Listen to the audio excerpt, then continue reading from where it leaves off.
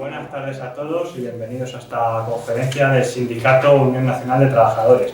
He de agradecer que os habéis atrevido a venir, dada la ola de frío con la que tanto nos amenazaban a diario durante estos últimos días. Hoy Jorge Garrido os va a hablar de las empresas de trabajo temporal y los posibles efectos que van a tener por las externalizaciones de servicios. Para que no lo sepa, Unión Nacional de Trabajadores lleva durante el último año, me corrija Jorge si me equivoco, con una campaña haciendo hincapié en este tema. Bueno, Jorge es presidente de Unión Nacional de Trabajadores, vicesecretario general de Falange Española de las JONS y uno de los pocos que ha tenido el esfuerzo de investigar, de profundizar en el aspecto económico del nacionalsindicalismo. Y ya os dejo con él, que es a quien venís a escuchar. Bueno, muchas gracias, Gabriel. Uno de los temas que creo que es más importante, que quería tratar en una de estas charlas que hacemos todos los viernes, era este de las empresas de trabajo temporal y de las externalizaciones de servicios, porque creo que es uno, o son dos, mejor dicho, de los aspectos más importantes o que más han incidido en la degradación del mundo laboral. Nosotros siempre hablamos del mundo laboral, no del mercado laboral. El mercado laboral hablan los liberales y los influidos por las doctrinas liberales, que consideran que el trabajo es una mercancía y por lo tanto los trabajadores formamos parte de un mercado. Nosotros siempre hablamos del mundo laboral o de otro tipo de expresiones similares, porque entendemos que esto no es un mercado en el sentido de que no somos cosas que se compran y se venden los trabajadores.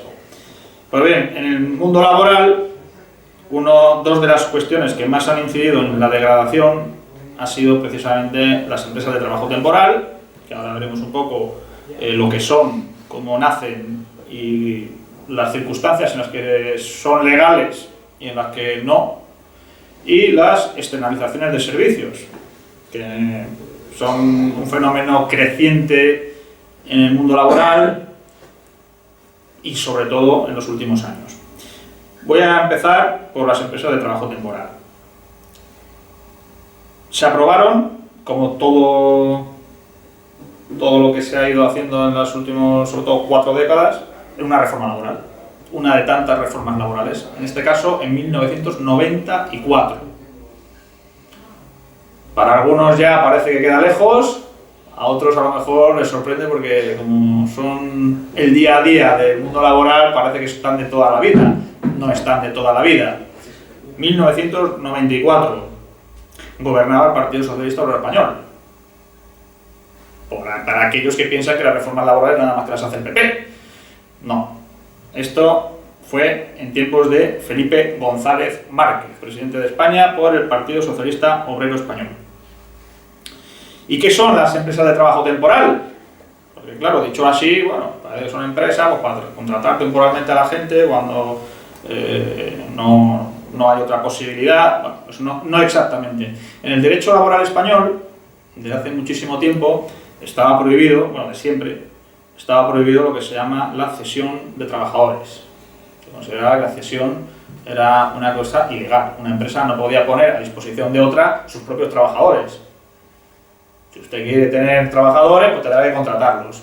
Si usted tiene trabajadores, trabajarán en su empresa. No puede usted cederlos como si fuese una máquina que te presto 3 meses, etc. Siempre se ha llamado a eso cesión ilegal de trabajadores. ¿Y qué son las empresas de trabajo temporal? La legalización de la cesión de trabajadores. Es decir, la cesión de trabajadores sigue siendo ilegal, excepto si se hace a través de estas empresas, con una serie de condiciones. Eso son básicamente las empresas de trabajo temporal. Me diréis, bueno, ¿y qué perjuicios tienen? Porque, claro, si yo voy a trabajar y me ofrecen trabajar a través de una ETT y si no tengo trabajo, pues mejor una ETT que no tener trabajo. Claro, esto es como todo. Si no existe la opción, hay que buscar otras opciones, pero cuando existe, se utiliza. Lo que ofrecen las empresas de trabajo temporal básicamente es flexibilidad a la empresa cliente. Es decir, si yo no tengo por qué contratar trabajadores para una determinada función, sino que llamo a una ETT, me pone los trabajadores y cuando no los necesito le digo, oye, que no me manden mañana ninguno, la semana que viene necesito a 2. Claro, no tengo que andar contratando, despidiendo, dando de baja, etc. Esa es la gran ventaja. ¿Por qué? Porque una de las cuestiones que se aprobó con las ETTs es que, por ejemplo, el salario que tiene que recibir el trabajador de una ETT ha de ser el mismo que el de los trabajadores de la empresa cliente. Es decir, no hay un ahorro, en principio, económico para la empresa cliente.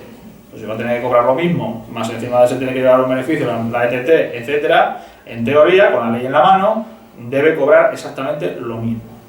Luego es verdad que en la práctica hay mucho fraude, por supuesto, pero es así. La gran ventaja es que puedes prescindir de trabajadores. Mándame tantos, mañana no necesito cuantos, ahora no, ahora sí. ¿Qué sucede? Que esto para las empresas nunca ha sido suficiente. Las empresas lo que necesitaban era poder pagarles menos, no solamente la cuestión de flexibilidad. Y aquí es donde entra la segunda cuestión de la que vamos a hablar, que es la de la externalización de servicios. Es lo que normalmente se hace, lo llamamos las contratas y subcontratas, es decir, determinado servicio de la empresa, pues ahora que se encargue otra. Esa va a cobrar menos y demás. Eso, como luego veremos, aunque existe desde hace años, cuando ha cobrado especial importancia ha sido desde la última reforma laboral de 2012. Luego explicaré por qué. El caso es que ahora mismo ya las ETTs, no voy a decir que no funcionen, siguen funcionando, siguen siendo un buen negocio, pero el negocio de las outsourcing, como se dice ahora, de las empresas de externalización de servicios, de las contratas y subcontratas, pues es mayor que el de las ETTs. De hecho, casi todas las grandes empresas de trabajo temporal han creado su empresa dedicada a el outsourcing, como dicen ellos, a la externalización, a la subcontratación, etc. Por ejemplo, un ejemplo, son todas, Adecco. Adecco siempre la hemos considerado una empresa de trabajo temporal. Adecco, empresa de trabajo temporal. Bueno, ahora su mayor negocio probablemente ya no es la empresa de trabajo temporal, sino Adecco Outsourcing, que se dedica a entrar como contrata en servicios enteros. Por ejemplo, empresas de paquetería, de envíos postales, de, no sé, ATM, Seur, todas estas empresas que se dedican a los envíos, pues muchas de ellas tienen sus plantas de tratamiento de los envíos, de los paquetes, directamente externalizado a Adecco y a otras muchas outsourcing, ¿no? Subcontratas que directamente se encargan de eso. ¿Dónde está la ventaja de esta subcontratación? Pues la gran ventaja, sobre todo desde 2012, es que ahí sí se pueden pagar menos salarios.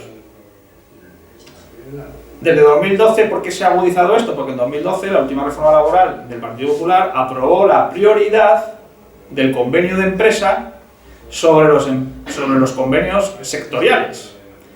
Con lo cual, antes esto no era un gran negocio porque el repartidor o el clasificador de paquetes que trabajaba para un outsourcing en lugar de directamente para la empresa, si tenía que cobrar el mismo salario porque el convenio del sector decía que el salario era X, pues ahí no había más ventaja que la de la que hemos hablado con las ETTs, solo que asumiendo directamente todo ese trabajo.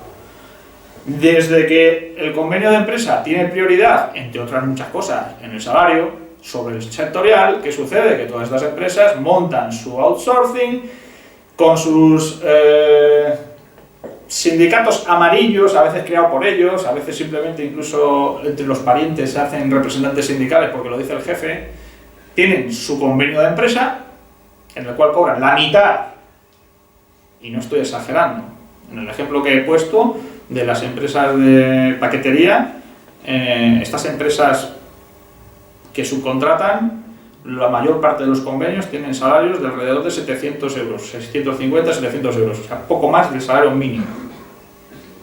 para los manipuladores de paquetes, que es, digamos, la categoría más baja, el salario mínimo, poco más. Salario mínimo o poco más. Cuando en la empresa cliente normalmente están por encima de los 1.000 euros de salario. Tampoco vamos a decir que tienen un super salario, pero que estamos hablando de casi la mitad.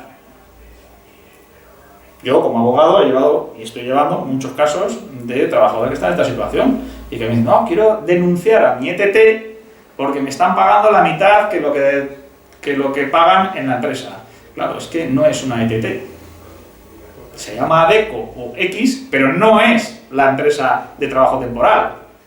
Es la empresa de subcontratación que ellos tienen, la outsourcing, que tiene su propio convenio y que con la ley en la mano, después de la última reforma laboral, ese convenio está por encima de lo que diga el convenio de sector. Y así es como ellos han metido ya la degradación total en las condiciones laborales, que es tener tu empresa con tu convenio ad hoc, hecho en muchas ocasiones prácticamente por el jefe, donde los amarillos, los sindicatos amarillos o directamente sus propios familiares son los que han firmado como representantes de los trabajadores, cuando no ha habido ninguna negociación con los trabajadores real, cuando los trabajadores van y vienen sin saber ni que hay convenio ni que hay nada. Es decir, es una auténtica estafa. Es una auténtica estafa. Vamos a repasar, si os parece, y luego ya entramos en turno de preguntas, porque tampoco me quiero alargar mucho, pero más o menos quería plantear la cuestión así, en términos generales, y luego hablar un poco pues, de algunos derechos que se tienen y demás, pues, para tener una idea un poco general. Y luego ya, pues bueno, si tenéis alguna pregunta, pues ponerme a vuestra disposición. Sacamos un folleto, un tríptico en UNT, que está en nuestra página web, que podéis descargar sobre las ETTs, que voy a leer resumidamente porque ahí se compendian bastante bien lo que son los derechos de los trabajadores en las ETTs. Que muchas veces, alguna sorpresa oía por ahí antes cuando decía que tenían que cobrar lo mismo que en la empresa cliente. Bueno, es que en la práctica muchas veces no sucede así, es cierto. Lo que sucede es que como la ley dice que quien trabaja en una ETT y la ETT le manda a una empresa, tiene que cobrar lo que cobra el trabajador de la otra empresa, trabajo equivalente, bueno, si no se está haciendo así, por lo menos tienes la opción de denunciarlo. Porque con las otras empresas, las de externalización de servicios, con esas ni eso, no hay nada que denunciar. Directamente tu convenio es una porquería y se te aplica tu convenio. Salvo que puedas demostrar algún tipo de fraude de ley. Ahora voy a repasar muy brevemente pues, derechos que se tienen y posibilidades cuando hay fraude de ley, etcétera. Un poco rápido, porque tampoco se trata de alargarme mucho. Básicamente, si trabajas en una ETT, hay cosas que hay que saber. El contrato de puesta a disposición, que es como se llama, por parte de una ETT, solo se puede efectuar en los supuestos de contratos temporales por obra, eventual, interinidad, fijo discontinuo o prácticas. Es decir, el trabajador de una ETT no puede ir a ocupar un puesto permanente, fijo, de la empresa. Es una empresa de trabajo temporal para contratar, para poner a disposición de la empresa trabajadores en un puesto que es temporal. No vale para suplir a permanentes. La ETT contrata al trabajador mediante un contrato temporal cuya duración, igual que la ETT, haya firmado con la empresa en que el empleado desarrollará su actividad. Es decir, te contratan para cubrir un puesto que a su vez ha contratado la empresa cliente, y lo que no pueden es, si ese puesto es de 6 meses, contratarte por 1 mes o por 2. No, perdón. Es por el mismo tiempo que haya contratado a otra empresa con la ETT. Si la ETT te hace un contrato indefinido para irte cediendo a distintas empresas, la ETT tendrá que mantener el salario de alta en la seguridad social en los periodos de tiempo en que no haya empresas que requieran tus servicios. Es la otra posibilidad, que la ETT, en lugar de hacerte un contrato temporal para un sitio concreto, para un puesto concreto, te contrate directamente como trabajador de la propia ETT. Y entonces ella te va poniendo a disposición de distintas empresas. Eso también lo permite la ley. Lo que sucede es que si entre una y otra hay un periodo que no te manda a ningún lado, te tiene que seguir pagando igual. Eso no es problema tuyo que no te den trabajo, ¿vale? Cuando trabajas para una ETT, se supone que ocupas un puesto temporal, lo que decíamos antes, que tendrá que ser de algún tipo, por obra, eventual, etc. Y tener una causa objetiva y cierta para ese tipo de temporalidad, obra, eventual, etc. Si no la tiene, es un contrato temporal en fraude de ley y cesión ilegal de trabajadores. ¿Vale? En estos casos se demanda a las dos empresas, tanto a la ETT como a la cliente, y el trabajador puede optar por, si le dan la razón, por quedarse en la empresa el cliente, que normalmente suele tener mejores condiciones y mejores salarios que la ETT, como es lógico, ¿no? Pero si el contrato temporal no se encuentra en fraude, a la finalización del mismo, la ETT tendrá que pagarle una indemnización de 12 días por año de duración del contrato. Si no hay fraude, pues, lo que sucede con todos los contratos temporales, que tienen una indemnización por finalización de contrato. ¿Qué derechos tiene el trabajador de una ETT? Pues tiene derecho a las mismas retribuciones económicas, tanto fijas como variables, no solamente el salario base, también complementos, etc., establecidas según el convenio aplicable a la empresa de destino, para el puesto del trabajo que se desarrolla. Se excepciona de esto, se exceptúa a los trabajadores de la empresa que cobren por encima del convenio. Es decir, si la empresa está pagando más porque quiere, no tienes derecho a eso de más. Tienes derecho a lo que legalmente es el salario, o debe ser el salario aplicable según convenio a esa empresa. ¿Vale? Tienes derecho a la misma duración de jornada y a la misma regulación de horas extraordinarias, periodos de descanso, trabajo nocturno, vacaciones, días festivos, etcétera, que sean de aplicación a la empresa en la que se está trabajando de manera efectiva. Igual que a lo que tuvieran derecho el resto de los trabajadores de la empresa, derivados de acuerdos generales de empresa que mejoren el convenio.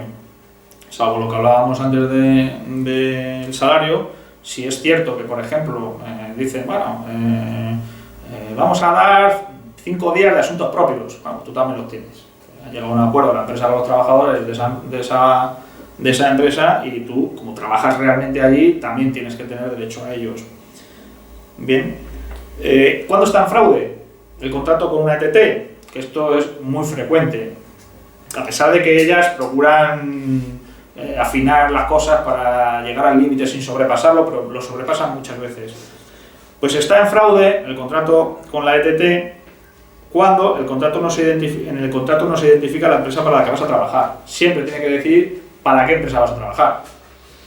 No puede ser un contrato genérico. Incluso cuando trabajas para la propia ETT, ahí se define cuál es la empresa, que es la propia ETT. Cuando no se indica la causa de temporalidad, por si es obra, si es una cuestión de eventualidad, etcétera, del puesto de trabajo de la empresa usuaria de la ETT. También hay que especificarlo. Por la mayor parte de los pleitos que se ganan en estos casos es por falta en los contratos, por falta de definición, de delimitación exacta, tanto más que de la empresa, normalmente del trabajo a desarrollar. Muchas veces dicen cosas genéricas del tipo, no sé, labores de mantenimiento. No, perdón, labores de mantenimiento, ¿qué? Pintar, fontanería, electricidad, hay que especificar qué. No vale cosas genéricas, ¿vale? Por ahí también muchas veces se pueden ganar los pleitos. Si no se indica el contrato, si no se indica en el contrato cuál va a ser el trabajo en la empresa, lo que decíamos antes. Mantenimiento, el trabajador se contrata para efectuar mantenimiento de la planta tal, de las instalaciones eléctricas. Tiene que estar muy definido exactamente para qué. ¿Cuándo es el despido improcedente una vez finaliza el contrato con la ETT? Es decir, no solo al finalizar el contrato, muchas veces las irregularidades que ha habido lo que hacen es abrir la vía a que en lugar de ser una finalización de contrato con la indemnización de 12 días por finalización, etcétera, sea directamente un despido improcedente. Los despidos improcedentes, como sabéis, tienen una indemnización de 33 días por año trabajado, ¿vale? Muy lejos de los 60 que había hasta el año 80 y de los 45 que había hasta 2012. Pero bueno, todavía siguen siendo 33, algo es algo. Bueno, pues es improcedente si te contratan por menos tiempo del indicado en el contrato entre la ETT y la empresa, lo que hemos hablado antes. El contrato entre una empresa y la ETT es por 6 meses, a ti te tienen que contratar por 6 meses, no por 3. Si a los 3 meses, te han contratado por 3 meses, a los 3 meses finalización de contrato, y el contrato con la otra empresa permanece, eso significa que hay fraude y por lo tanto que es improcedente el despido. ¿Qué sucede? Que claro, normalmente la gente que trabaja en las empresas de trabajo temporal no acumula mucha antigüedad en la ETT, con lo cual muchas veces esta indemnización pues, no alcanza importes importantes, pero bueno. También si no está hecha la evaluación de riesgos en la empresa y se te ha contratado para un trabajo peligroso para tu salud. Es un caso muy específico. Si te han contratado para cubrir el puesto que haya quedado libre en el año anterior por despido improcedente, ERE o despido objetivo. Claro, cuando ha habido un despido improcedente, ese puesto no puede ser ocupado por un trabajador de una ETT. Cuando ha habido un ERE, es decir, han justificado que había que amortizar un puesto de trabajo, no pueden luego venir a cubrirlo con alguien de una ETT. Si ha habido un despido objetivo, por razones económicas, organizativas, técnicas, productivas, ese mismo caso. O sea, que va a despedir usted a alguien que está fijo de plantilla para ocupar el mismo puesto por alguien de una ETT. Eso es un fraude. Por lo tanto, también sería improcedente. Si la ETT te cede a otra ETT, bueno, eso no es posible. Si el puesto ha estado cubierto por trabajadores temporales más de 12 meses en los últimos 18 meses anteriores a tu contrato. Bueno, es una causa también muy específica en la que se entiende que eso es un fraude. La temporalidad no puede durar tanto, ¿no? Y no se puede, cuando llega a los límites, pues coger y decir, o sea, tú te vas y viene otro y vuelta a empezar. Bueno, eso es un fraude clarísimo. Esos son los casos, así muy resumidamente, ¿no? Hay más casuística, pero bueno, muy resumidamente los que más pueden interesar en el tema de las ETTs. Tema distinto es el de las contratas y subcontratas, porque igual que lo de la ETT es más claro, está más regulado, el tema de las contratas y subcontratas, pues no tanto, esa es la realidad.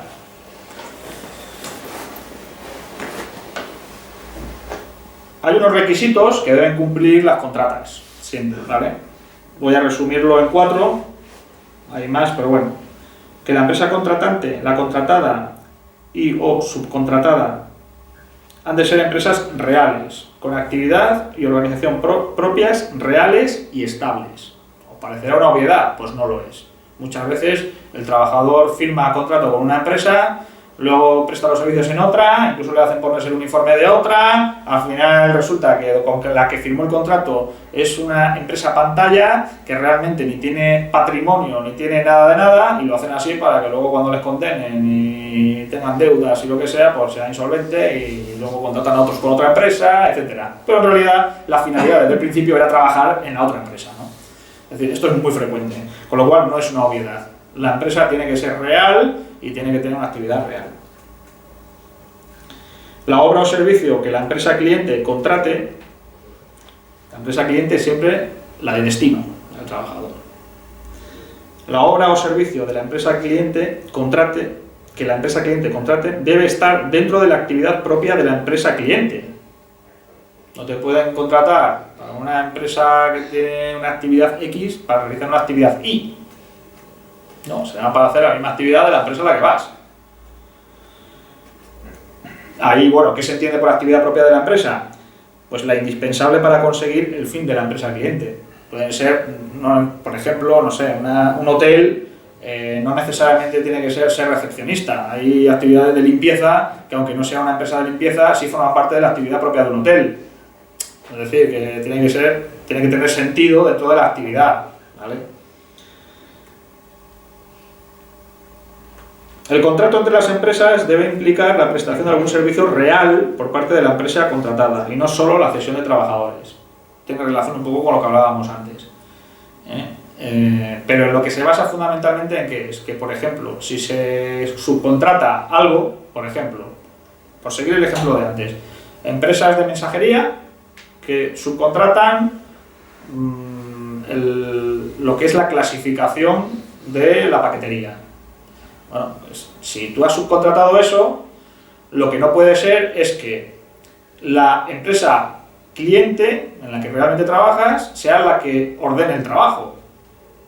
Es decir, tu jefe no puede ser el de la empresa cliente, tendrá que ser el de la empresa subcontratada. Porque si tú vas a una empresa en la que te ponen la maquinaria, es la empresa cliente. El trabajo te lo organiza el jefe de la empresa cliente. Las vacaciones te las da el responsable de recursos humanos de la empresa cliente. Bueno, entonces la tuya que te ha contratado, ¿qué pinta? No hace nada. Nada más que te ha hecho el contrato y se desentiende de todo lo demás. Pues eso es un fraude.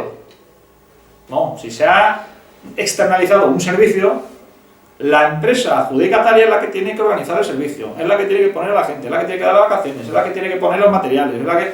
Todo. Todo.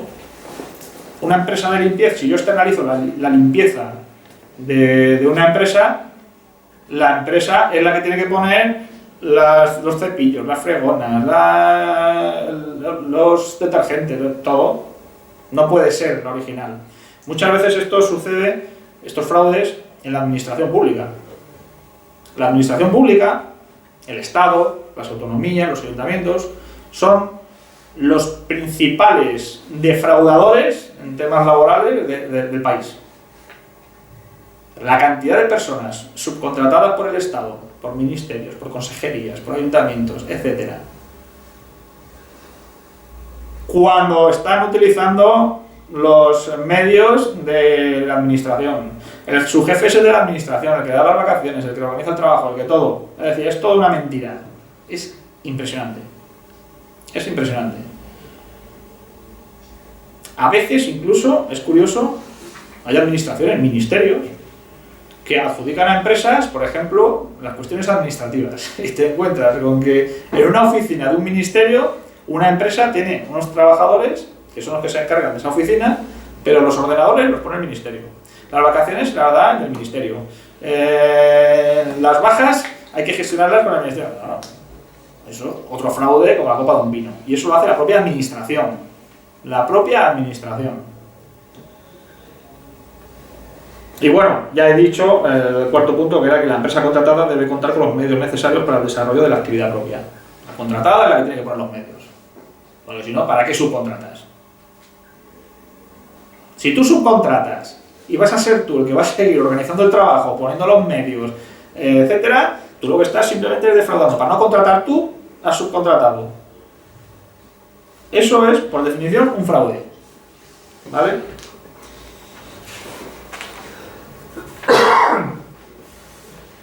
En el caso de las subcontrataciones, además, hay una problemática añadida que da lugar a mucha conflictividad, que es el de los cambios de contrata, la sucesión de empresas. Es decir, se ha subcontratado X servicio, X labor, y el año que viene otra empresa. Y aquí entra la problemática de la subrogación, por ejemplo. Es un problema muy grave. Por ejemplo, afecta muchísimo a las empresas de seguridad.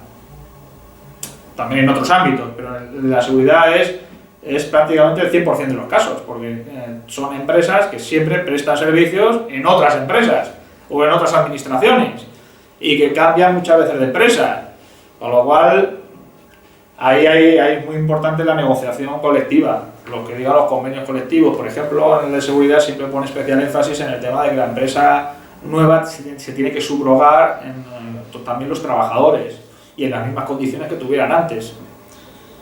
Eso es muy importante.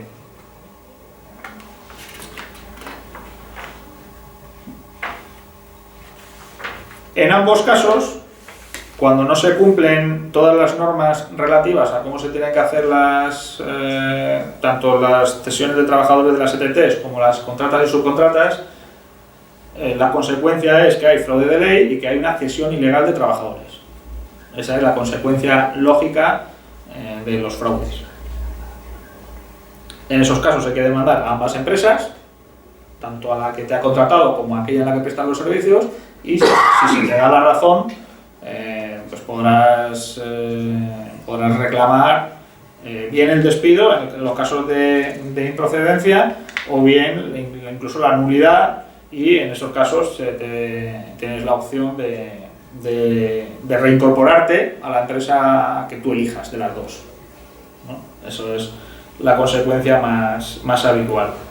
Lógicamente, por ejemplo, cuando te echan de una administración, siempre se opta por la plaza de la administración. Lo cual no quiere decir, esto es importante porque muchas veces se piensa que el que es condenado, cuando es condenado a una administración por cesión ilegal de trabajadores, y por lo tanto el trabajador puede optar en quedarse en esa administración que ya tiene una plaza de funcionario. No, no es así. Lo que tienes es un contrato indefinido con la administración, pero que la administración podrá amortizar ese puesto en futuras convocatorias, etcétera y tal, con lo cual, bueno, vas a estar seguramente una buena temporada ahí, pero no estás ni de funcionario, porque no has hecho una oposición, ni vas a estar tampoco fijo. O sea, hay que tenerlo claro, ¿no? Pero bueno, la verdad es que siempre es mejor eso que no irte a la empresa de origen, que normalmente suele ser una empresa, si me permitís la expresión, una empresa de mierda. Suelen ser unas condiciones horribles, en fin. Y esto es básicamente lo que os quería comentar, ¿no?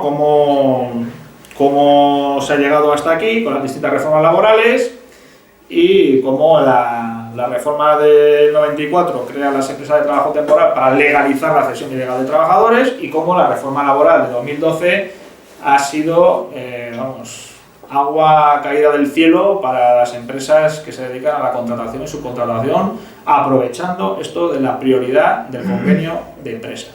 Muchos, seguramente, incluso desde el desconocimiento, desde la buena fe, cuando se aprobó la prioridad de los convenios de empresa, decían, hombre, esto es una cosa que está muy bien. ¿No? Yo esto lo he oído mucho, de buena fe, porque eso significa que dentro de la empresa aumenta la posibilidad de negociación entre el trabajador y el empresario. Bueno, el que piense así desconoce completamente cómo funciona la negociación colectiva y cómo funciona el sindicalismo en España. O sea, los convenios sectoriales, por desgracia, porque ojalá pudiera ser de la otra manera y pudiera ser el convenio de empresa, pero los que operan como garantía del trabajador son los convenios sectoriales y territoriales. Porque siempre puedes decir, es que el convenio está por encima de lo que tú y yo negociemos, con lo cual, ¿de qué me sirve negociar a la baja? Es así. ¿Qué sucede? Que es verdad que los sectoriales pues también tienen su mafia sindical que todos conocemos, que, en fin, muchas veces, a cambio de otras cosas, pues alejándose de la decisión de los trabajadores, pues firman lo que quieran.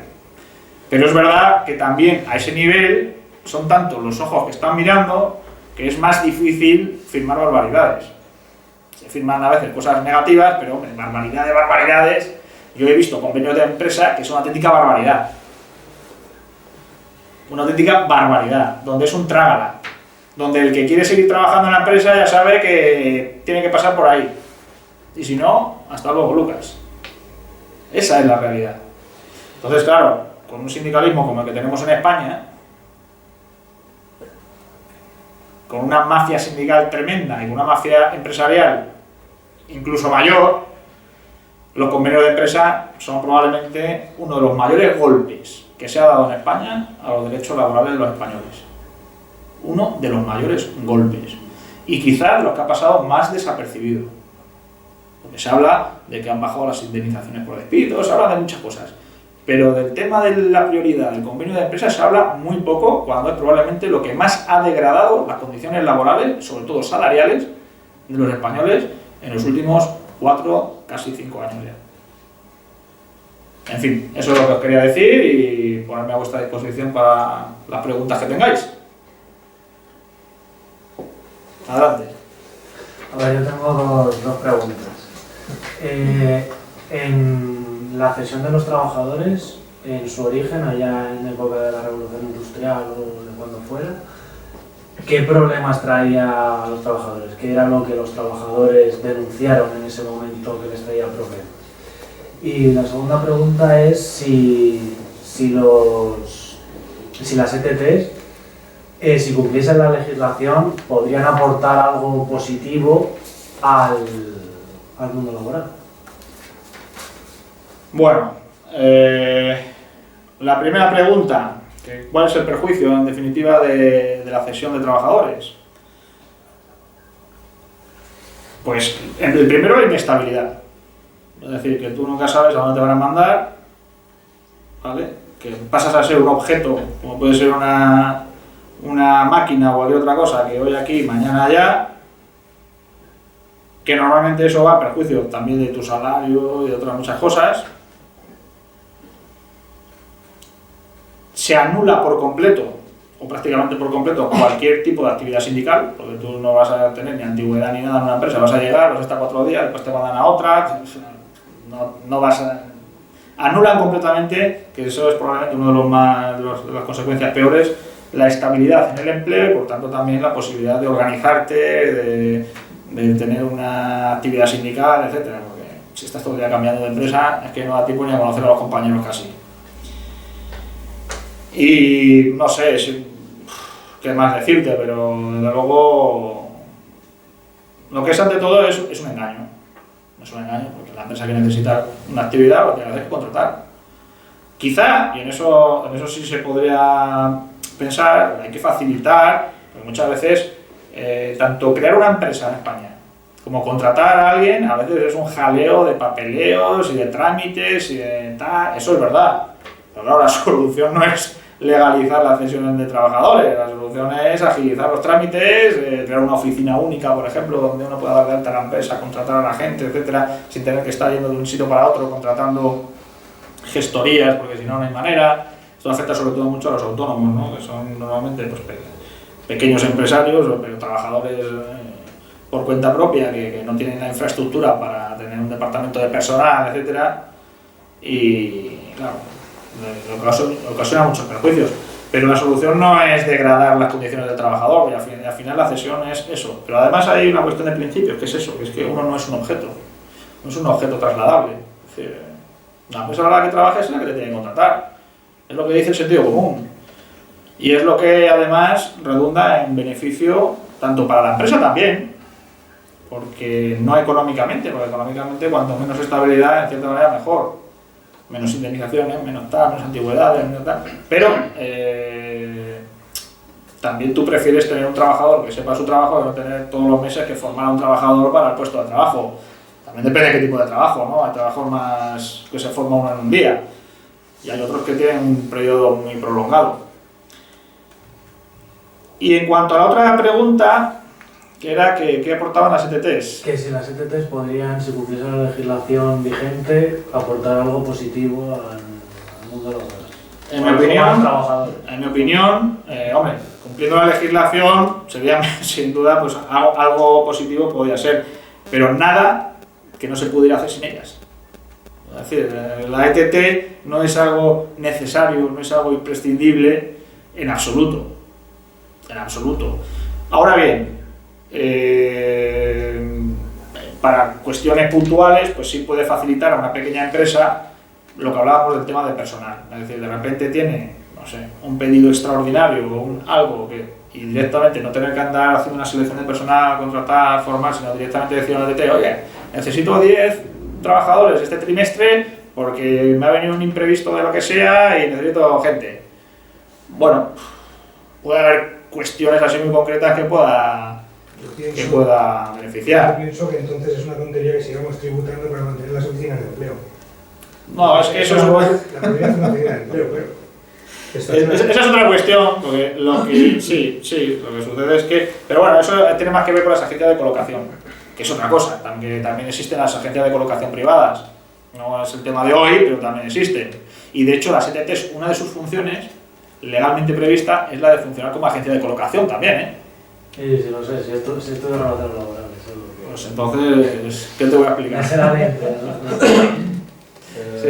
a hacer una pregunta. ¿Qué sistema propondría UNT para poder organizar mejor el sistema que hay con las empresas para garantizar a los trabajadores unas condiciones más rentables para ellos y para que las empresas se puedan sostener?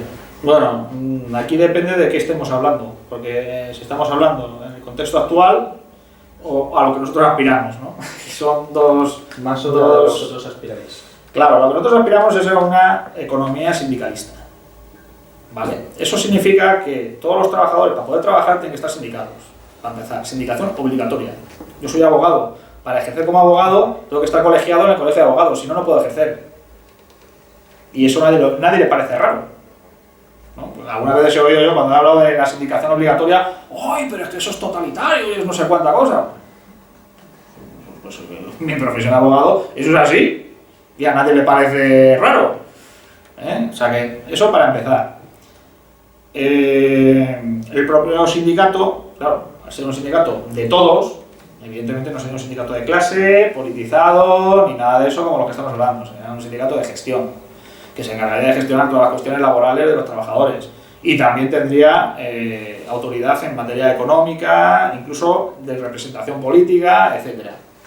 Y tendría asumido muchos servicios que ahora se ocupan, que el INEM, bueno, SEPE, como se llama ahora, y otros muchos servicios del ministerio, de consejerías, etcétera, de empleo.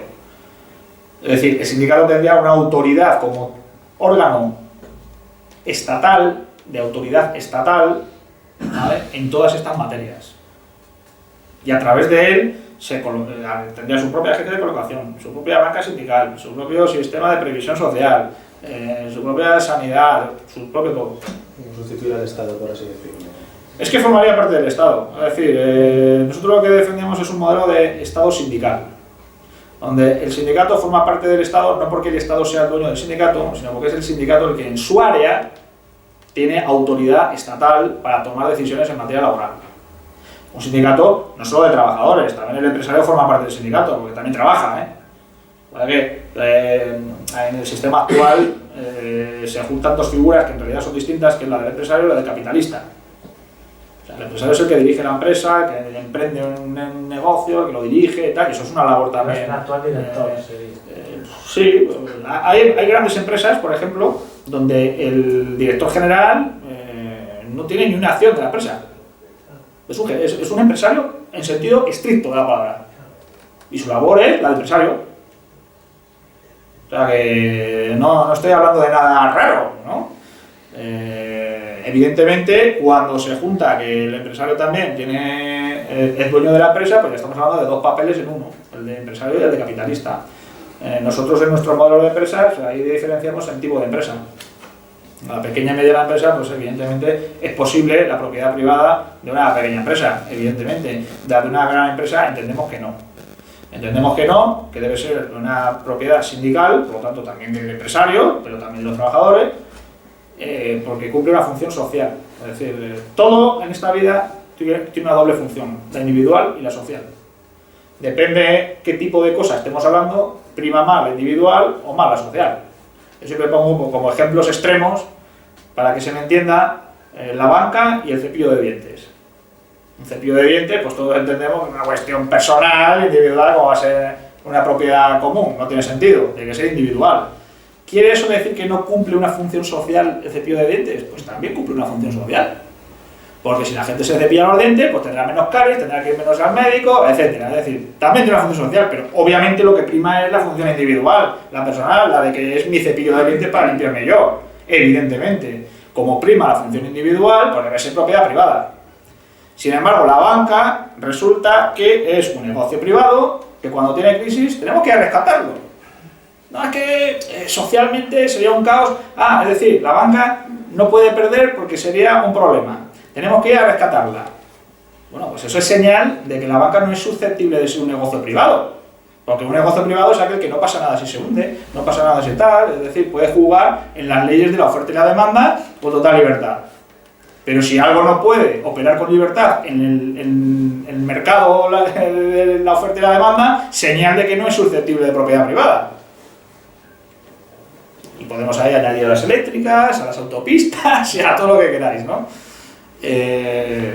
Las grandes empresas, es decir, cuando aquí estamos hablando, no, el Estado va a financiar o va a subvencionar a no sé qué gran multinacional para que instale no sé qué fábrica, no sé dónde. Bueno, si el Estado es el que tiene que poner aquí dinero y tal, señal de que aquí la función social está por encima de la individual. Bueno, ese es un poco el criterio que nosotros seguimos para distinguir. Luego, claro, hay cosas intermedias. Claro, una empresa de 100 trabajadores, pues claro, está ahí ya en el límite, ¿no? Digamos, no es lo mismo. Entonces, establecer el límite a lo mejor es lo complicado, ¿no? Cuando una empresa deja de tener, de ser principalmente una empresa de personal o familiar, etcétera, y ha dado el salto a tener una incidencia social que no permitiría lo que es ser propiedad privada. Privada en el sentido de exclusiva de una persona, ¿no? sino que tiene que dar participación a los trabajadores. Probablemente en las medianas empresas tendría que haber un sistema de cogestión, es decir, que haya propiedad privada con participación de los trabajadores en un porcentaje, y en la medida en que vaya creciendo la empresa, ese porcentaje tenga que ser mayor. En fin, eso es, digamos, la casuística ya más compleja, ¿no? Pero la idea es esa. Una especie de cooperativas. Sí, pero teniendo en cuenta que no hablamos solo de trabajadores, sino que también los empresarios tienen que formar parte de ella, y que el empresario tiene una potestad, una jerarquía, una capacidad en cuanto a su función de empresario distinta. Es decir, lo que no puede ser es que los trabajadores sean los que quieran dirigir la empresa. No. Serás como el accionista que en un consejo de administración luego hace un balance y dice, pues mira, pues vamos a quitar al empresario porque lo hace muy mal, o no apruebo las cuentas, o tal. Pero claro, no se trata tampoco de que en la asamblea permanente los trabajadores sean los que digan que cómo tiene que ser el día a día de la empresa. No, esa es la función del empresario. O sea, cuando estamos hablando de la propiedad, queremos decir que hay que implicar al trabajador, no que el trabajador tenga que asumir el papel de empresario. Entre otras cosas porque ni está preparado para ello, ni seguramente a la mayoría le interesa. O sea, porque no es su función. Yo quería preguntarte una cosa Sí. en relación a las negociaciones de los convenios de externalización.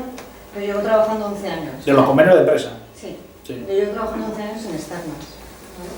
Bueno, 10 y una en una ETT.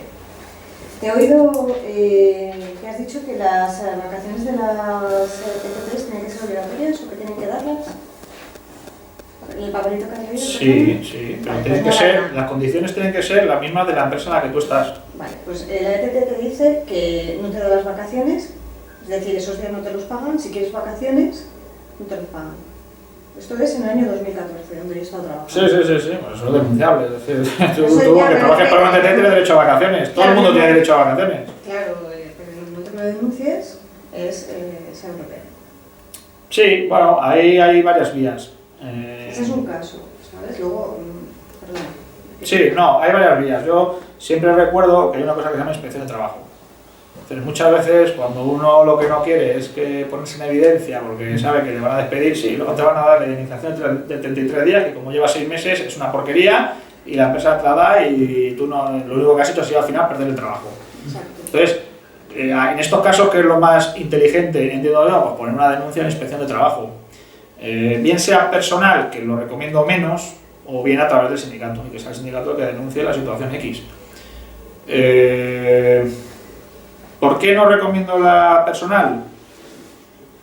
En teoría, Porque una va a denuncia ser personal... una cosa de riesgo cerebral. no, pero es anónima, es decir, el inspector no debería en ningún momento desvelar quién ha sido el que ha puesto la denuncia. El tema es que luego en la práctica, a veces, queda en evidencia quién ha sido el que ha puesto la denuncia. Por poner un ejemplo en el que está implicado un afiliado de nuestro sindicato. Le recomendamos, no, pues vamos a poner una denuncia de inspección de trabajo y tal, perfecto, tal. La firmó él hace ya muchos años, que es a partir de cuando decidimos no volverlo a hacer así, y llega el inspector a la empresa y bueno, no dijo quién fue el que puso la denuncia, por supuesto, pero claro, empieza, bueno, me saca el contrato de un fulano de tal, quiero comprobarlo, tal. Al final de la labor inspectora tan evidente quién tenía que ser el que le había puesto la denuncia, que era blanco de botella. Pues para eso es mejor que sea el sindicato el que genéricamente diga, nos consta que hay un trabajador en la sección tal y cual que no reúne los requisitos tal, o que está en fraude de ley, sin especificar mejor el nombre tal, para que el inspector cuando llegue de alguna manera sepa dónde tiene que buscar con cierta claridad, pero no tanto como el nombre y apellido concreto, es que si no al final es evidente quién ha puesto la denuncia. Y el inspector, si fuese como debe ser, pues procuraría evitar esas situaciones diciendo, pásenme todos los contratos, o una cosa un poco más genérica para que no quedara tan en evidencia el trabajador. Claro, es algo muy alguno- puntual, van a saberlo sí o sí. Es que claro, Yo he sufrido eso con un impago durante 3 meses. Sí. Y evidentemente, porque era un agravio. Tenía que ir al problema. claro, nosotros por ejemplo en esos casos procuramos que se denuncien distintos casos, es decir, que no sea solamente uno. Y dice, bueno, pero es que ese otro no quiere denunciar nada. Ya, pero es que si no, al final ponemos tu nombre y apellidos.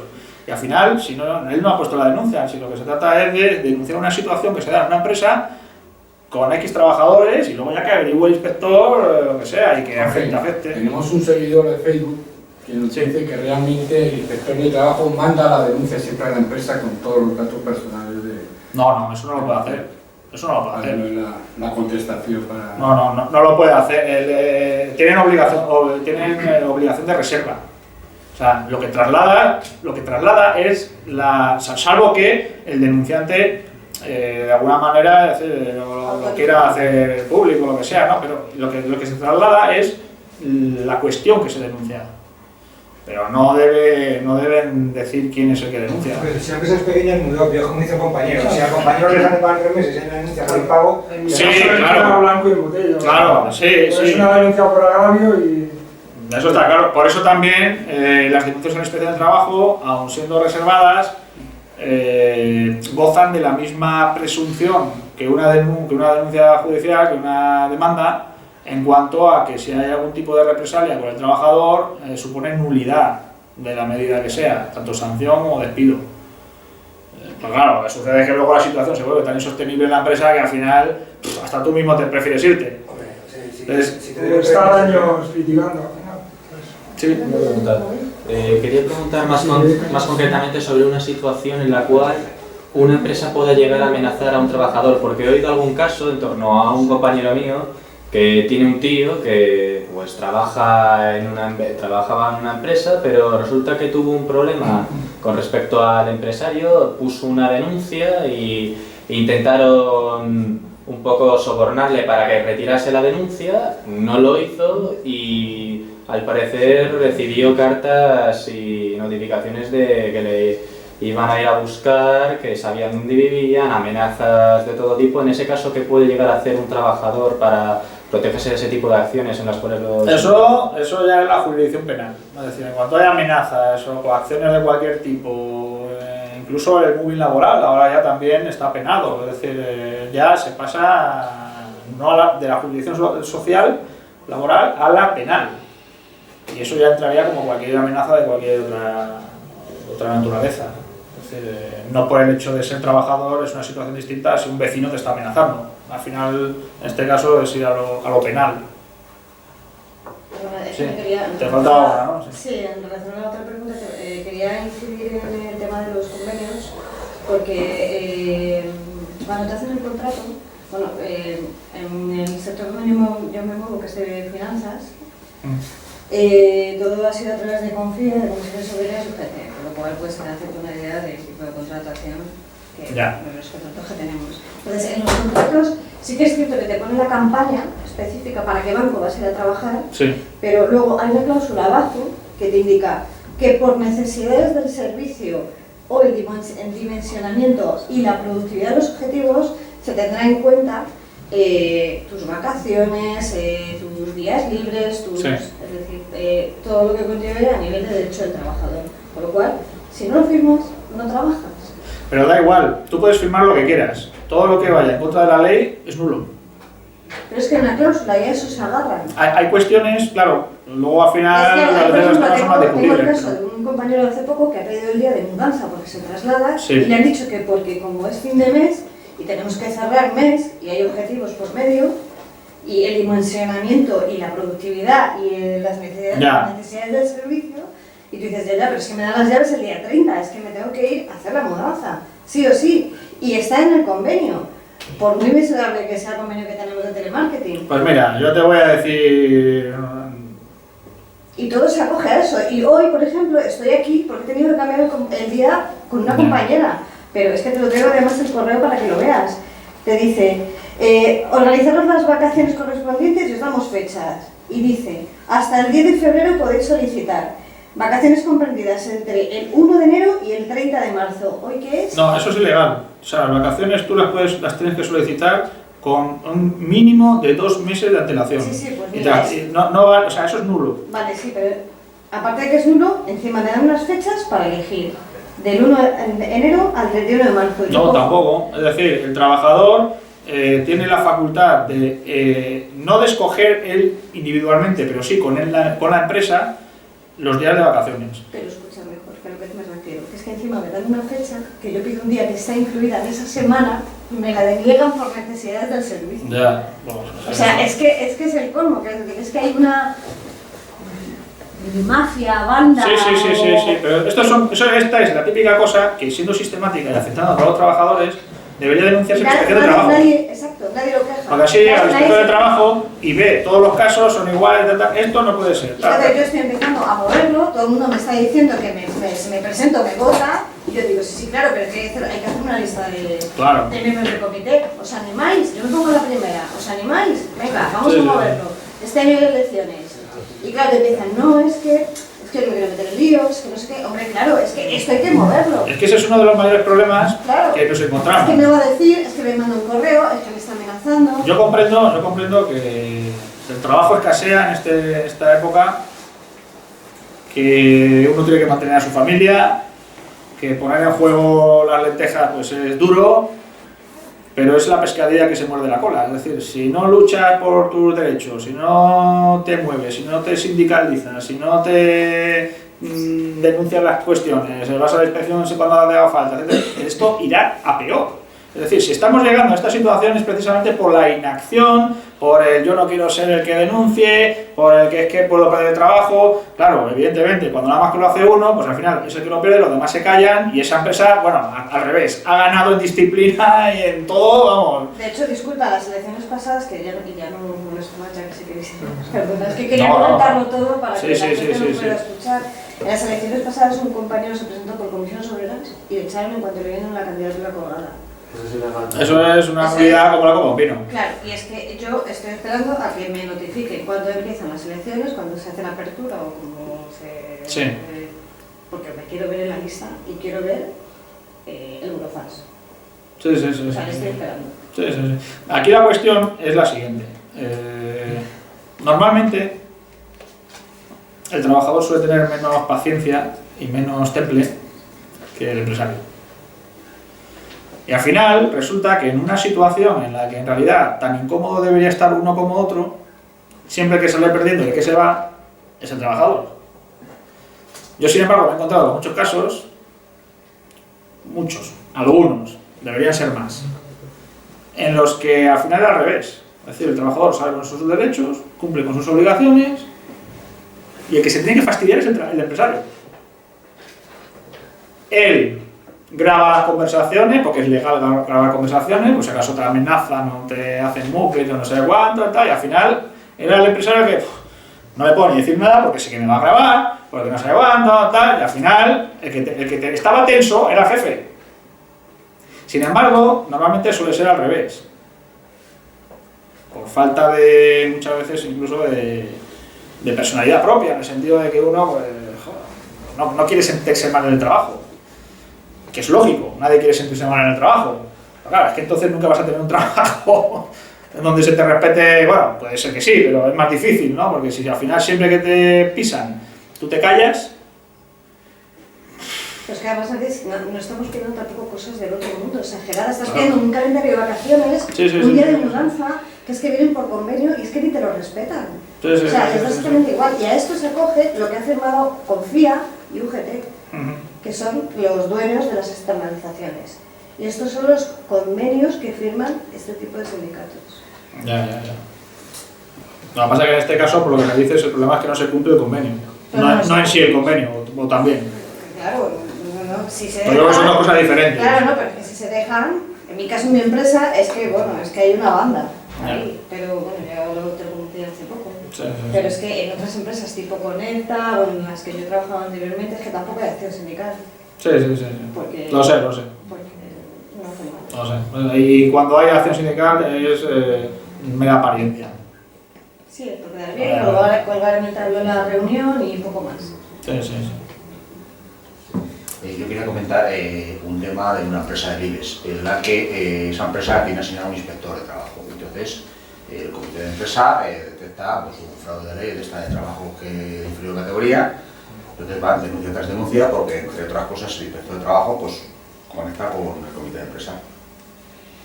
Pues nada, va la cosa de puta madre, la empresa de libre pues perdía todo, pero de la noche a la mañana a ese inspector le asignan a otra empresa de libres. Se acabaron los problemas de esta empresa. Sí, bueno, ahí ya entramos en otro tema árido, que es el de la falta en España de independencia de todos los organismos.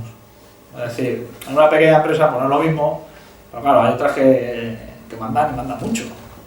Y mandan mucho en la especialidad de trabajo, en los juzgados de lo social y en los juzgados de lo no social, porque hemos visto últimamente unas sentencias sorprendentes en todos los ámbitos, no solamente en el laboral, ¿no? Donde uno alucina cómo en casos idénticos o muy similares las sentencias son tan diferentes, ¿no? Y sí, es que es así. El problema es que el mayor problema de España, uno de los mayores cánceres que tiene este país, es el partidismo, la politiquería que lo invade todo y que es al final la correa de transmisión de poderes económicos y de otro tipo, ¿no? que a través de eso pues actúan y están en todas partes.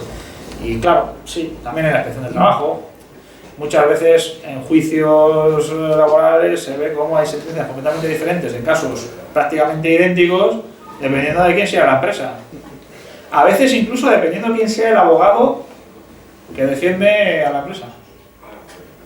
Porque en España hay muchas formas de comprar a los jueces.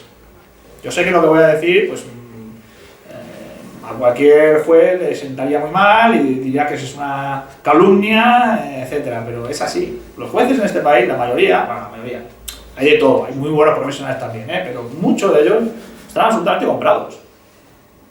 ¿Y cómo se les compra? Pues como hacía Garzón. ¿Os acordáis del prevaricador Garzón? ¿Qué hacía? Querido Emilio, voy a hacer un curso de no sé dónde, necesitaría financiación. Pues un hijo. Y luego este señor es el que tenía que decidir si Emilio había o no incumplido la ley, ¿no? Claro, en fin, es que parece película. No, eso pasa en España. Pasa en España. Los jueces, cada 2 por 3 los vemos en simposiums, en universidades de verano, ciclos de conferencias, etcétera, que patrocinan empresas, bancos, etcétera. Editoriales, o sea, ¿cuántos jueces publican libros? Libros que nadie lee, o que leen 4, pero por los que cobran unos derechos de autor estupendos. Y casi todas esas editoriales, o muchas de ellas, resulta que están detrás bufetes de abogados conocidos. Garrigues y otros muchos que tienen pues, sus editoriales, etcétera. Claro, donde toque con ese juez, al cual los abogados que defienden a la empresa no suelen ser al trabajador por razones obvias, ¿no? Es un abogado de mucho botín. Pues claro, el juez que sabe que pues, resulta que este abogado es de la empresa que me publica mis libros. Pues bueno, pues puede ser que sea independiente y efectivamente dicte la sentencia que tiene que dictar. Si la cosa es clara, pues no digo que... Pero claro, cuando haya una mínima discusión, pues hombre, yo para mí que se va a inclinar un poco más a quien le paga unos emolumentos que a él le vienen muy bien, ¿no? Eso funciona así. Aquí en España no se compra oficialmente a los jueces, ya, evidentemente que no. Pero hay maneras indirectas en las que un juez pues, sabe que, hombre, si quiere que le sigan invitando a ciertos eventos, o le sigan publicando los libros, etcétera, pues en alguna ocasión a lo mejor tiene que dictar una sentencia en un sentido y en otro. Eso puede pasar. Y de hecho, es que pasa.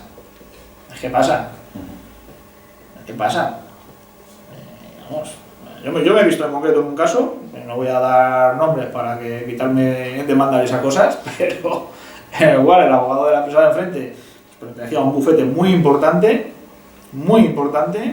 que edita muchos libros de muchos jueces en este país y dictó una sentencia absolutamente infumable. Tan infumable que, vamos, luego no me dejaba ni presentar el recurso oportuno, decía que su sentencia era inapelable. Cuando presento la queja oportuna al Tribunal Superior de Justicia, le llaman al orden a este juez. No, esto no puede ser, por supuesto, tramite usted esto inmediatamente. Le tumban completamente la sentencia, pero de momento, claro, el palo te lo han metido. Muchos trabajadores, en lugar de seguir pleiteando, pues desisten y dicen, no, voy a seguir yo aquí con un tema de... En fin, bueno, es así. Es así. O sea, que crean en la justicia, pues bueno, que... En fin, hay cosas... En fin. En el último juicio que he tenido, esta semana pasada, el juez no quería dictar sentencia. Entonces, antes del juicio, no, hay que llegar a un acuerdo, como sea, tal cual. El trabajador le pregunta al juez, ¿usted qué quiere? ¿Realmente qué es lo que quiere? ¿Con qué se conformaría? Y dice el trabajador, pero si yo nada más que quiero justicia, lo que sea legal. ¡Ja! Se echa a reír el juez. ¡Ah, pero usted todavía cree en la justicia! Le dice en medio del juicio. Eso es en las películas, hombre, eso es en las películas. Aquí soy yo que va a tomar una decisión, sí, bueno, tendrá en cuenta la ley, esas cosas, pero usted déjese de justicias y diga qué es lo que quiere y por cuánto usted estaría dispuesto a irse y vamos a dejarnos de mandangas. Tal cual. Me miraba así el trabajador, no, alucinaba, no se lo creía. Sí, es que este ha puesto, ha dicho expresamente lo que el 99%, bueno, no sé si 99, pero un porcentaje de todo juez en realidad piensa y hace. Es que es así. Y lo único que está pensando es, aquí me tienen, que me va a costar aquí una hora, un par de horas o 3 de trabajo, dictar esta sentencia de este desgraciado que... Y más ahora con la legislación actual que es tan benévola para las empresas, ¿no? Pero bueno. ¿Pero eso los jueces lo hacen por vagancia o por corrupción? Hay de todo, hombre, yo no sé si por corrupción, es una corrupción indirecta, como te he dicho, o sea, yo no creo, algún caso habrá, pero yo no creo que vaya una empresa y diga a un juez, oye, te doy tanto porque diste esta sentencia. No, podrá haber algún caso, no digo que no, pero no es así. Es indirecto, es como he dicho antes. Tú ya sabes que si quieres que te sigan invitando a los cursos, te sigan publicando los libros, etcétera, pues tienes que hacerlo. Si no lo haces, pues sabes que te quitan del mercado. O sea, es así. O sea, no llegan y te compran. Yo no creo que haya mucha corrupción tan descarada. Es más implícito todo. Es como la censura de los medios de comunicación. ¿Existe? Claro que existe. Pero no te llegan con un rotulador a decir, esto no es así. Pero tú sabes, el periodista que quiere seguir trabajando en su medio sabe que como se salga de la línea editorial, pues le van a dar el bote. Es así. En fin, yo no creo que sea tanto corrupción en sentido estricto de comprarse y venderse directamente. Pero sí, indirectamente sí. Indirectamente sí. Pero ese operario, ese trabajador que tú defendiste, pasó eso con ese juez porque no era empleo de banca. Si hubiese sido empleado de banca, antes de ir a juicio, el banco le hubiera dicho, ¿cuántos años llevas? 30, vale, te corresponde 25 millones. Y mira, chato, te vamos a dar 30. Si pasamos a juicio va a ser lo que diga el juez va a decir los 25, o sea que... El juez, en este caso, no se había ni leído la demanda. De hecho, no lo dijo. Y lo digo sin haberme leído nada, que yo no sé ni de qué va. Así lo dijo, que yo no sé ni de qué va. Textual. Yo no sé ni de qué va, o sea, pero ya, no, chico. Y luego encima, con un agravante. Aquí la legislación dice, usted le despiden improcedentemente 33 días, que ya son una porquería. Bueno, pero 33 días. Bueno, la negociación siempre empieza, ¿está usted dispuesto a cobrar la mitad? Eche, ¿por qué la mitad? ¿Por qué no le pagan el 45? No, tú, con tus derechos ya recortados, la negociación ya empieza con tu rebaja, ¿no? O sea, ya el de las rebajas eres tú. Pero no se podía hacer nada contra ese juez. Pero ¿qué vas a hacer? O sea, si ni siquiera es antes del juicio, ni siquiera... Luego además, nos decía, ¿no? Al trabajador de cierta manera la amenazaba, ¿no? También a la empresa, ¿no? La verdad es que lo hacía a los dos, ¿no? A los dos. Sí, la verdad es que sí. Es lo que quería, era no tener que estar dictando sentencias. Por favor, pues tiene muchos pleitos y tiene muchas sentencias y es verdad que hay mucho atasco en los juzgados, en fin. Y es verdad que le funciona, es decir, de hecho se llegó a un acuerdo. Afortunadamente, pues más favorable al trabajador, porque nos pusimos ahí más duros que a la empresa. La verdad es que, bueno, de 100 digamos que nos dieron 80. Vale, no era 100, pero tampoco era 50. ¿No? Entonces la empresa, en fin, bueno. Pero es que empezar, usted verá, pero yo puedo dictar una sentencia y quedarse usted sin nada, O sea que, vivo sin haber leído nada, que yo no sé si al final usted tiene razón o no, pero usted verá, y usted va a pensar lo mismo, o sea, si no quiere usted llegar a un acuerdo, usted verá, pero como le dé el 100%, se va usted a acordar de la sentencia. Joder, claro, una persona que no ha tenido nunca un pleito, le dice eso al juez con ese plan y se asusta, claro que se asusta, hombre, para eso estamos los abogados también, para rebajar la tensión, tranquilo, pero claro, luego, esto es como todo. El abogado tampoco quiere enfrentarse mucho al juez en el sentido de que quiere defenderlo, de hecho es un trabajador, pero tampoco quiere que al final el juez sea más perjudicial para el cliente por haber sido excesivamente duro con él. Uno tiene que medir, decir las cosas, pero sin pasarse tampoco, ¿no? Yo no le puedo decir, mira, usted lo que está proponiendo es inaceptable, señoría. No, la señoría va a decir así. Y al final estoy perjudicando al trabajador más que defendiendo. Si al siguiente que venga yo con otra demanda y me toque el mismo juez, pues ni te cuento. No va a querer ni saber qué es lo que le pasa. Ya dice, este es el... Entonces, claro, tú también tienes que medir las cosas, ¿no? Que eso crea una red que luego entre ellos se conocen, tal, no sé qué. Bueno, pero eso no tanto, vamos a ver, depende. Si vas a Móstoles, que nada más que hay 2 jugadores sociales, nada más que hay 2 jueces, pues sí. Pero en Madrid, que hay casi 40 juzgados, pues no es igual. ¿No? Pero, si yo os contara de cosas que se ven en los juzgados todos los días, el juez en realidad tenía razón. O sea, el que vaya a un juzgado pensando que se va a impartir justicia, va aviado. Por excepción a veces, ¿no? Pero vamos, esto es como lo de la maldición gitana, ¿no? Tengas pleitos y los ganes. Vamos, todo es un caso serio, no se suele hacer tan a la ligera lo de las denuncias. No, lo que sucede es que en el derecho laboral hay una ventaja para el trabajador y es que no hay costas. Es decir, tú sabes que aunque pierdas el juicio, lo único que te pasa es que sales igual que entras.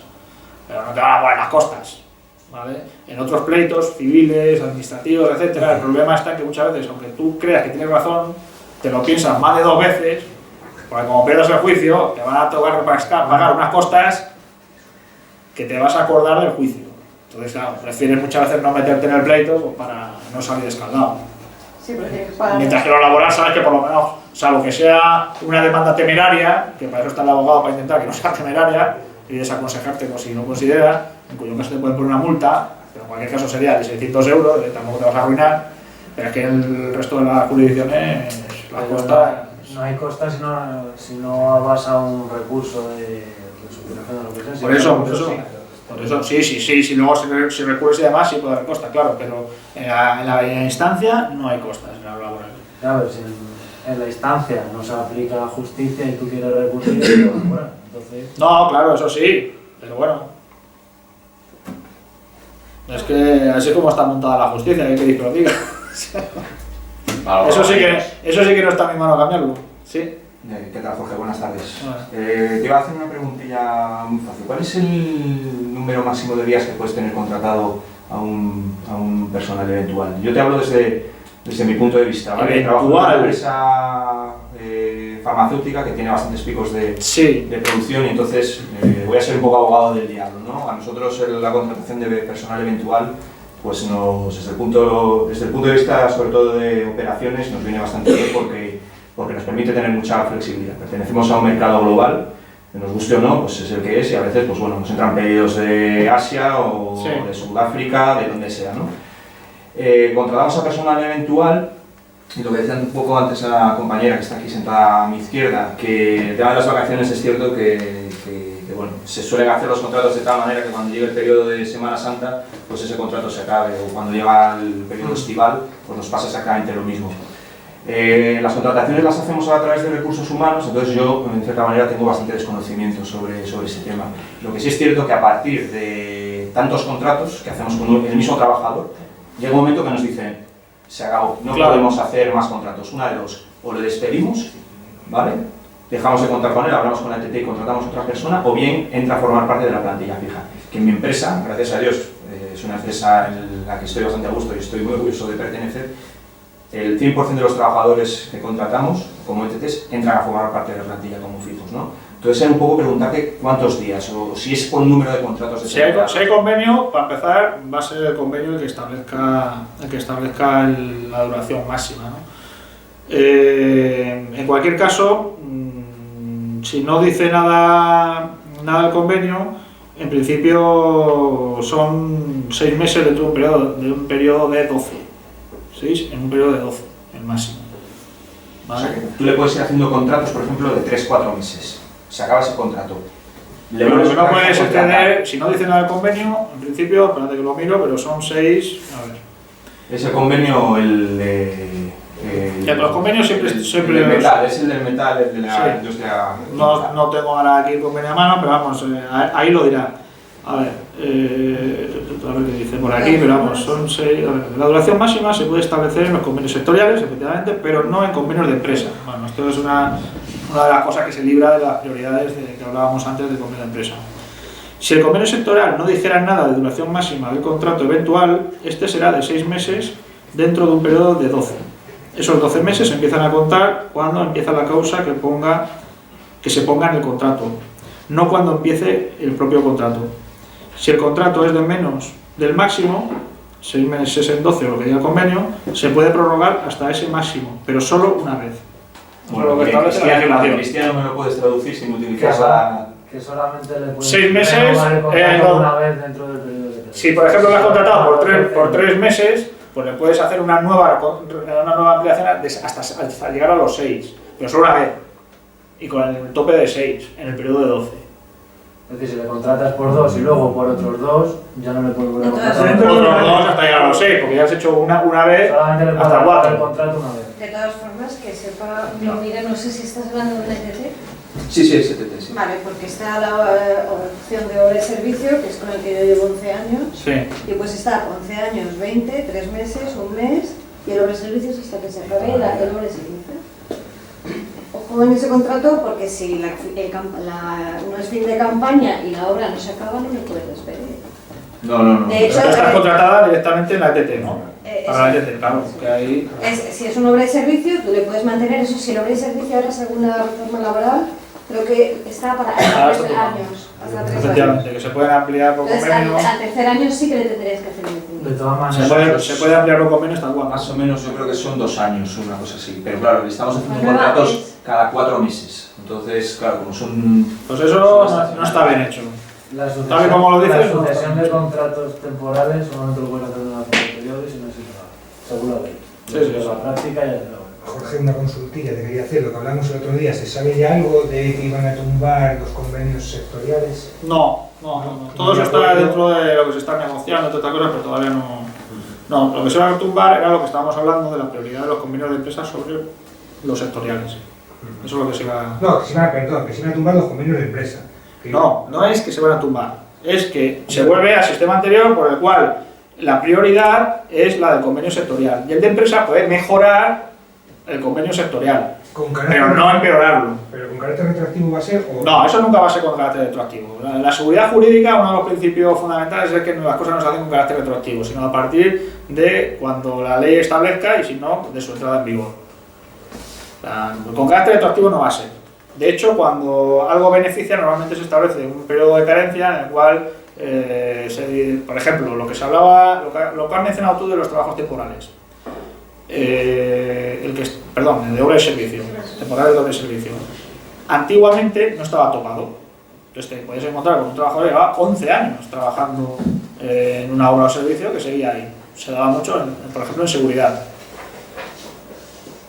Cuando entra en vigor el tope, no afecta a los que están en obras o servicios anteriores a cuando entraba en vigor de esto. Con lo cual te encontrabas con que algunos ya llegaban al tope y había que hacerles fijo, y otro, como estaba de antes, ahí seguía de obra y servicio. Y luego había que ir, si lo despedían, al juzgado para intentar decir que, bueno, que había un fraude, que no sé cuánto, tal, pero... Mi compañera denunció y no era fin de campaña, seguía el obra y servicio, no era fin de campaña, y la tuvieron que readmitir. Sí, la sí. tuvo que denunciar.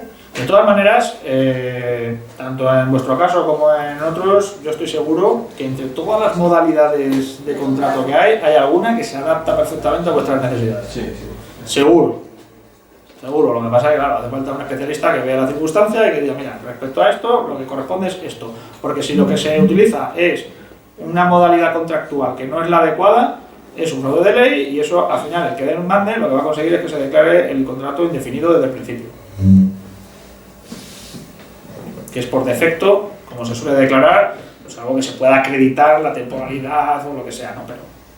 Sí, perdona, Jorge, porque lo que has comentado de que se está mirando el tema sectorial, yo sí he estado, por ejemplo, trabajando, me muevo mucho en el tema de banca, pero yo sí he estado trabajando en un banco, no sé si lo puedo decir.